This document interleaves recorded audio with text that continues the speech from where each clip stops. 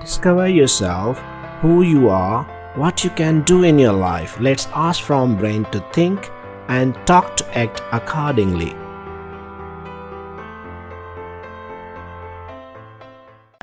Variables in Java. Let's start introduction. Variables are changeable and contain some value.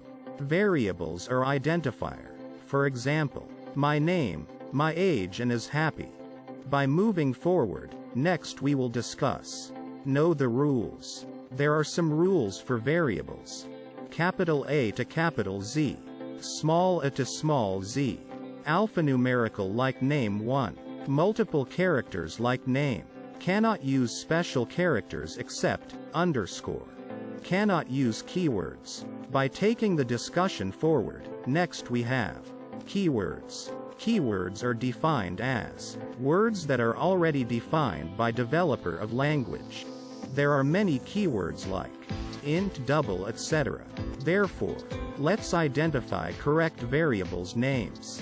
Small a correct, capital A correct, name correct, name 1 correct, first name correct, underscore age correct, first name incorrect, to age incorrect, my at age incorrect, import incorrect.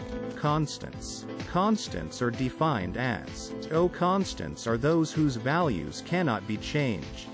Fixed in nature unlike variables. Here variable is open, it mean value can be changed, while constant is closed, it mean it can't be changed. Like pi value. Variables creation. Syntax to create variable is as follows. Data type variable name equals value. Types of variables. There are 3 types of variables in Java.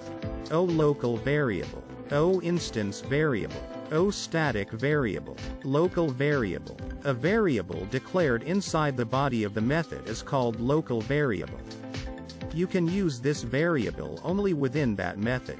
Instance variable. A variable declared inside the class but outside the body of the method is called an instance variable.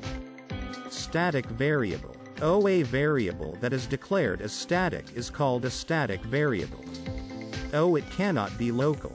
You can create a single copy of the static variable and share it among all the instances of the class. Their example is as follows.